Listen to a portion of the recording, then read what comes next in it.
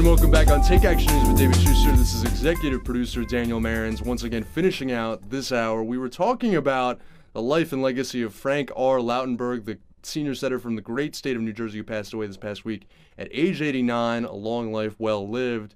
And of course, Joe Biden made the news this week with some of the hilarious cracks he made about Frank Lautenberg and other senators at Lautenberg's funeral.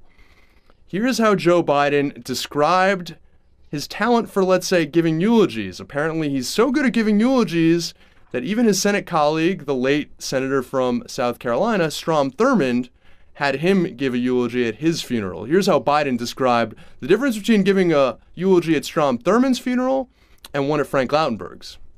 To the grandchildren. There's not a one of us who knew Frank, and I knew him for serving him over 25 years.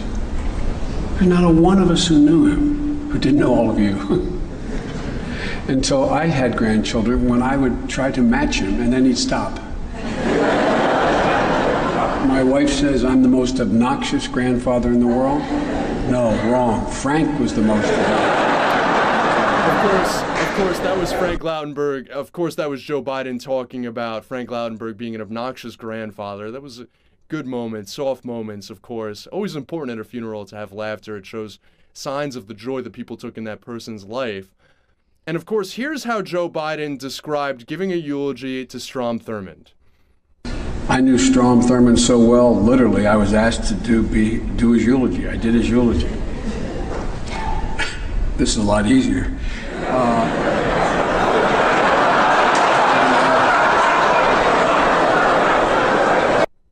Joe Biden, he's like that crazy uncle who thinks that he's a stand-up comedian. But, you know, it works. It works, especially when a death isn't tragic, but from late old age. And, of course, Strom Thurmond was the president pro tem for a long time in the Senate. I believe he died at the age of 98.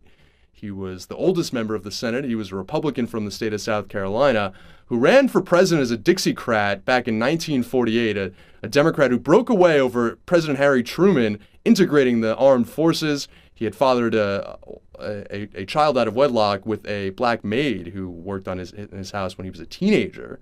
That was revealed, and for a long time, he was sort of an unapologetic racist. And so obviously speaking about that checkered history is a little bit harder than speaking about just your average liberal Democratic senator.